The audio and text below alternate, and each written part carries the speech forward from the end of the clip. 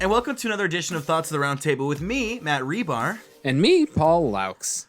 And we decided to record on the spur of the moment, so we don't have anything planned, which is pretty usual for us. You know what I feel like half the time we don't have anything, but you know what I feel like it is with this, to be honest, because every podcast is, has to find their niche or like their, whatever their audience is. And I feel like ours is the guys who like they call their buddies and they're sitting on the bed twirling the phone cord around, just talking about their day. Like the curlers in their hair. Or like, what's that song? Is it like "Tell Me More, Tell Me More"? Like with that, From with Grease? our feet. Yeah, is it Or like from Grease? in our pajamas and stuff. In I've our done this show in my pajamas, pajamas. with like our feet. Like we're laying on the bed with our feet up and like swinging like this. Yeah, that's 100% what we do. It makes no sense, but it's a great. No sense. It's great. You know what? I miss landlines. I miss having to call my friends' homes and talk to their parents. I do miss that. That is like the most random thing I've heard this week. No, because I was thinking about like on the phone twirling the cord. Remember, to hang out with your friends, you'd had to call their homes and talk to their parents and be like, "Is Bobby there?" I think I only did that a few times because I didn't have a lot of friends growing up, and I still don't. So that's a running theme, clearly. Total of one. Party for one, table for one.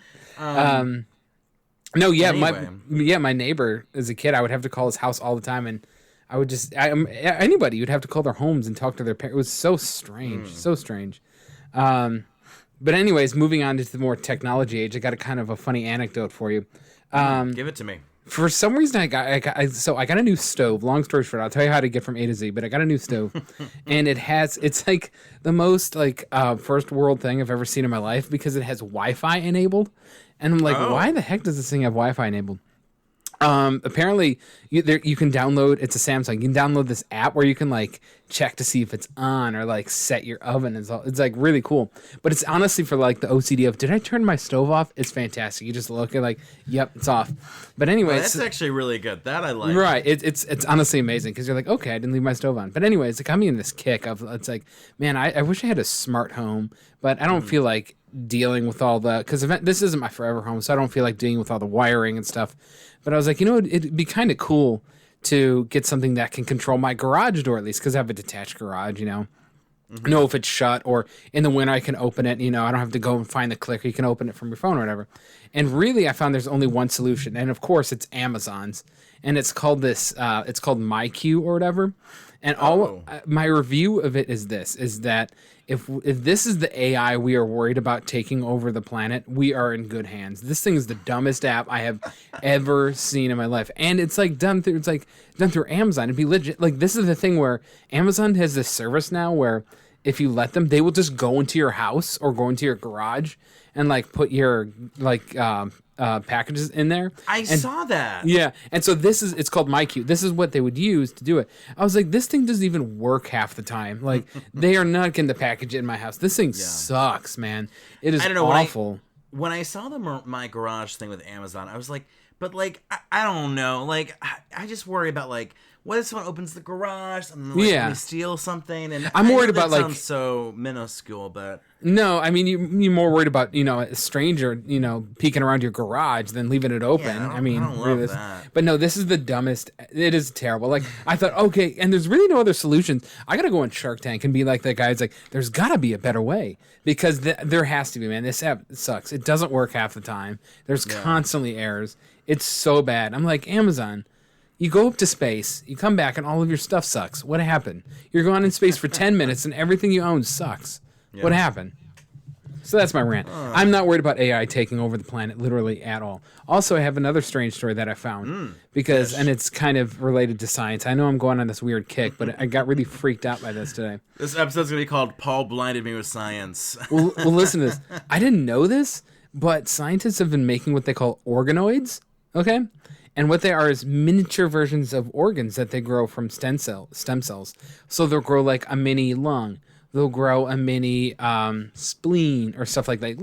Like literally like quarter size. Like dollhouse figurine. Yeah. And they made a brain. They made a organoid brain, and it freaking grew eyes. It grew eyes, and the eyes will react to light and stuff. No, I hate it. I hate it. And I hate it already. I was reading this article. It's like these scientists created 314 of them. I'm like, why? Wait, I'm gonna look this up. Yes, scientist mini brain with eyes. Yes, let's see if that. It's so messed. And there's a pic. It kind of looks cute though. Ow, Paul!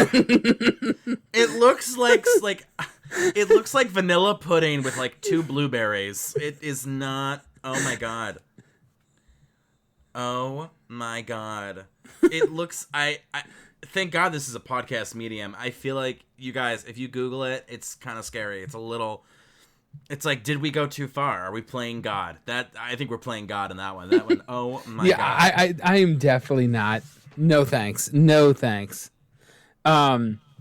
Because I mean, this is how like alien overlords start, like this, right? This is how it happens, man. Well, I was listening to a podcast. It was talking about artificial intelligence and warfare and how that will change future wars because it'll be all artificial intelligence. Mm-hmm. And then another piece it's gonna be like Gundam. And then another piece talked about this concept of like how in 100 years it'll be completely normal to have a sex robot. Like, it'll be so normalized in 100 years. And I'm like, really? Like, I don't know. Like, like it's one thing to normalize, like, internet and, like, well, to be honest, cars, look at where we came from the 50s to now. On TV, you couldn't have people in the same bed, a married couple in the same bed on TV. Now look what we have. Like, you will, and that was only from the 50s till now. That was like, what, 80 years? So in 100 years from now, yeah, you're going to see people with robots. But here's the thing. Okay. 100%. If you have a sex robot at home and you're doing whatever you want to do with it, good for you. I'm all about it. If it's healthy, whatever. It's not healthy. Like, if you, I'm going to move on in this example, but if I have to come over with someone for, like, let's say we're having a dinner party at this person's house, is the sex robot going to be like a real person? Oh, you mean like sitting at the table?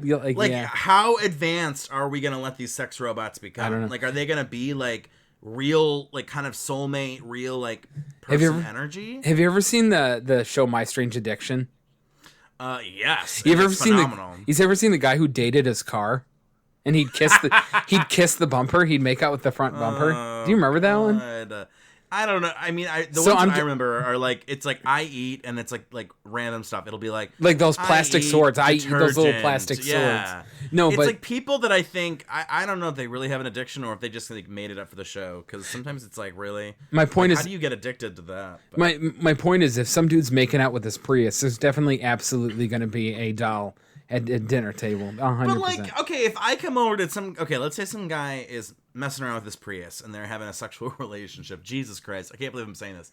If me and my beloved, we come over for a dinner party, is the Prius going to be sitting at the dinner table? No, of course not. I got a question for you.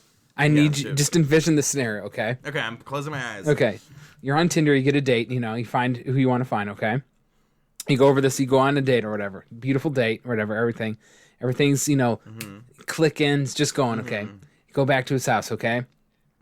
Everything's moving along nicely. You get up to the bedroom. In the corner is sitting the stuff. You're not going to be involved. It's just there, but he has one and he uses it. What do you do? You know what it's there for.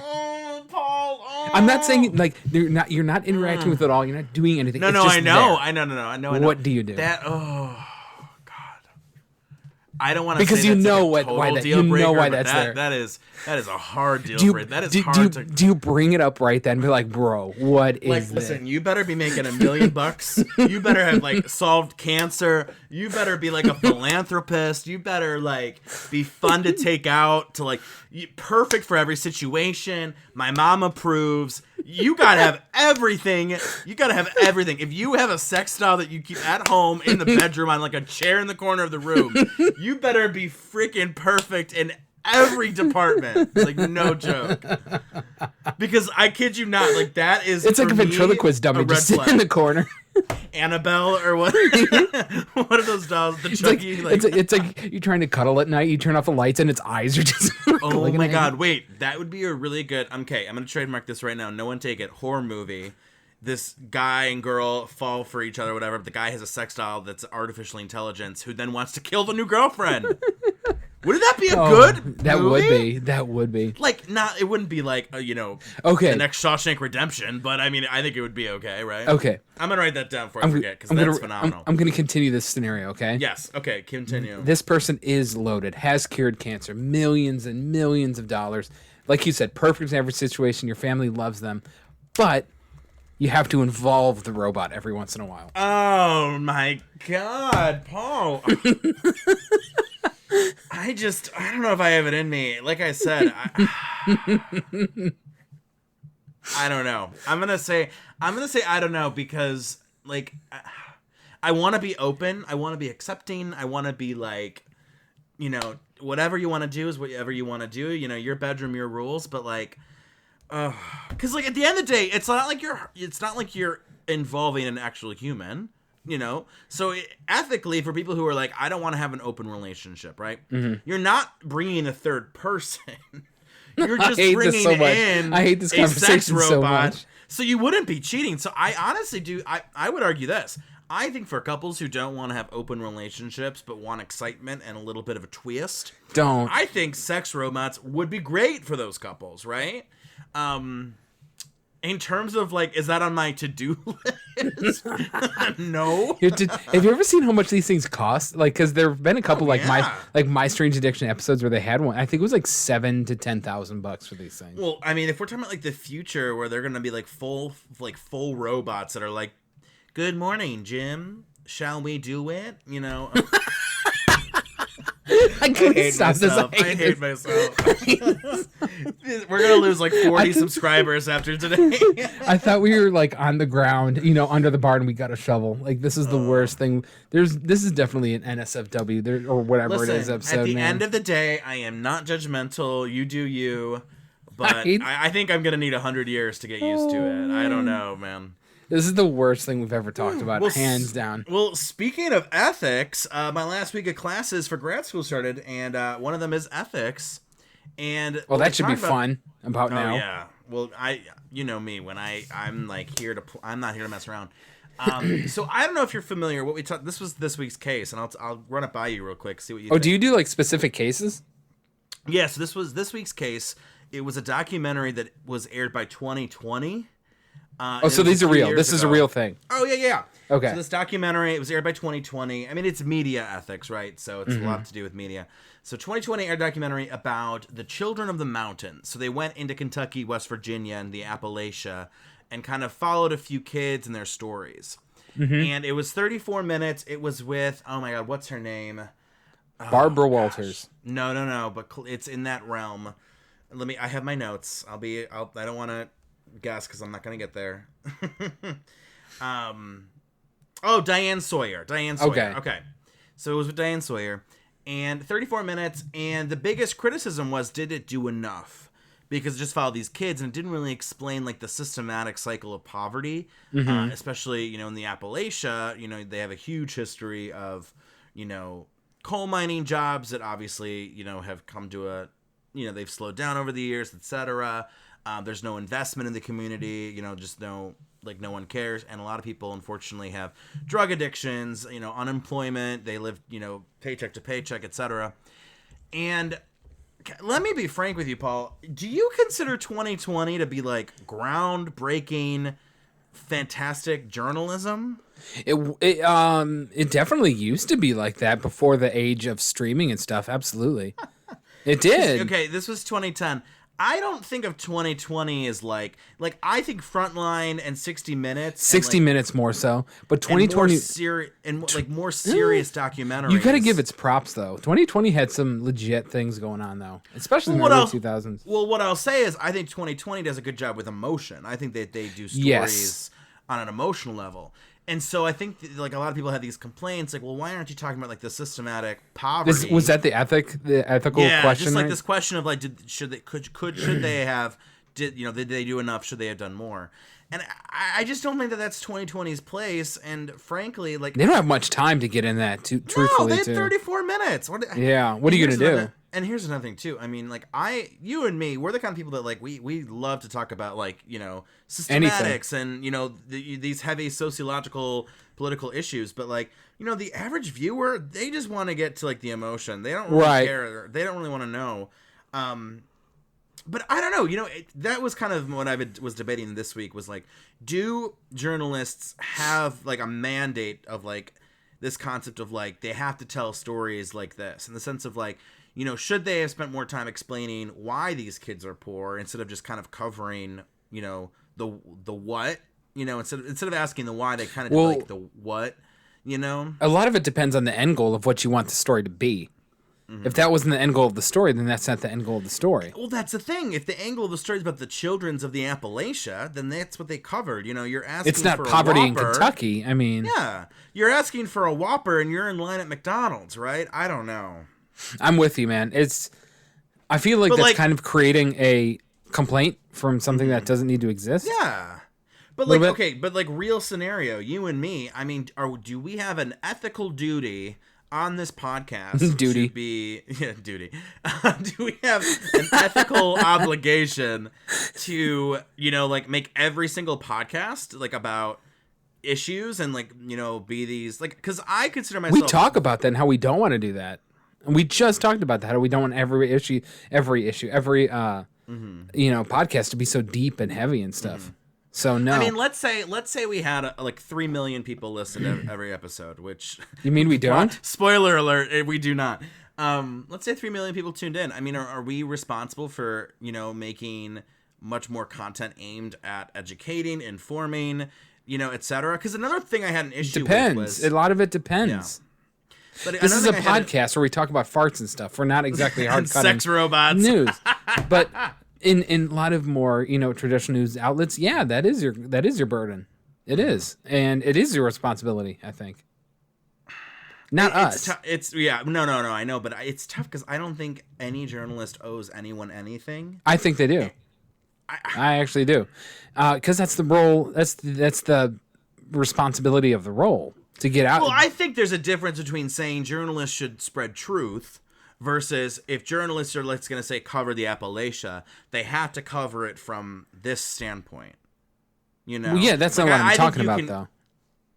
So just rewind it back for me because maybe I'm a little out of it. Because I think as a journalist, you have an obligation to educate, you know, and bring knowledge to light and things to light that need to be. So I think they have that responsibility. You're getting kind of into semantics and nitty gritties with, anecdotal things like, well, this one specifically, you didn't talk about this. I mean, that's, a different conversation totally. But I think overall journalism does have the burden of, that's their role, to educate the people of what's going on and bringing things to light. In this argument that they made about this documentary in the case study, well, that's what I'm saying. This one in particular, it was wrong. It was not. I think it's like asking like a restaurant reviewer who's going to go review like a new Mexican restaurant. Well, it's like, well, you need to tell people how Mexican food originated in the whole cuisine. And it's like, well, no, that's not the scope of the work. Right, so right. That was kind of. You're right there. Like, what? But I don't know. I it's weird because like I am very social justice-y. I consider myself very liberal, very open, but like, I don't know. I just sometimes like these ethical guidelines, like while I adhere to it. Do you have another one for me? Yeah, like an example or? I'm trying to think what else we talked about this week. Because I'm curious now. Well, another one that came up, and this was actually in my research class. Do you know the Stanford prison experiment? Who doesn't? Yes. I went to grad school and I had to take a exam and get a license basically promising that I wouldn't do that again. So for those who are unaware, basically Stanford, they want to do this prison experiment. They had students be prisoners and students be guards. And randomly assigned. Long story short, it turned into chaos real quick. Wasn't it like literally like 48 hours? I think it was it was 6 days. I mean, 6 days. I think it descended quickly. That's what I'm talking about. Like it got nuts. They had to cancel it by 6 days. They were like legitimately abusing each other. Like, it was ridiculous. It was terrible. Well, and that's what's tough too is like, in terms of like research ethics, like, obviously certain research studies that have happened in the past, like another one that I always think of is, the one where they had they were like electrifying people and they had the people. Okay, Oh, I yeah. can't explain this properly. They had- long story. They had people hooked up to the electricity machines. No. and then Are you talking about the one where they had some other person hooked up to the electricity? yeah. Yeah, and then they would press turn it up, and and the person would scream and basically like 60% of the people would go all the way and until basically they assumed the person died because they would stop screaming Yeah. after a while if they went too high. Yeah. So like, and a lot of people might say that those are unethical, but to me, those experiments like oh my goodness, they do show us so much about human condition. Like one experiment that absolutely is unethical. It's the I forget the name of it, but it was when they had the black men who had syphilis in like Alabama, and they said that they were giving them antibiotics but weren't.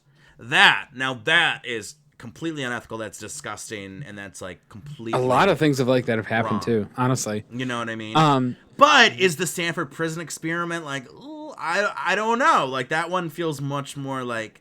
it's much more tame, I guess, compared to some other ones. But it was still ridiculous. It showed how messed up people are, though. I mean, Yeah. I did a whole paper on this. I can go into this, deep. But you want to know what's insane? And I guess I haven't, triple fact checked this, but I have seen it in multiple places where I guess in Japan, if you get put on death row, they assign you an execution date, but they never tell you what it is. So it could be days, it could be years. You just never. You have to wake up every day not knowing if that's your execution date.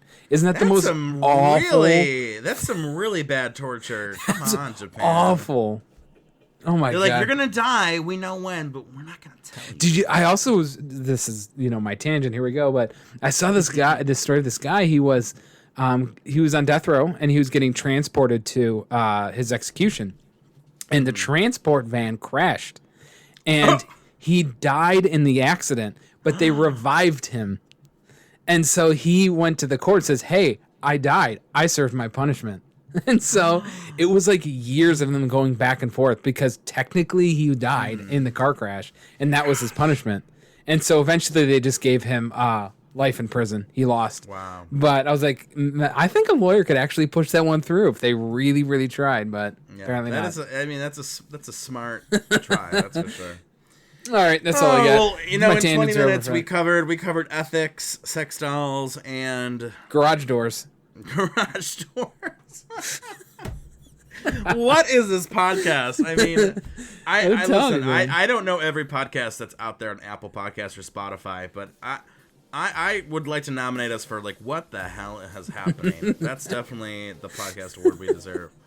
Jesus. Oh man, I love it. I love it. Oh well, another great episode. We'll peace out. We'll talk to you later. Later.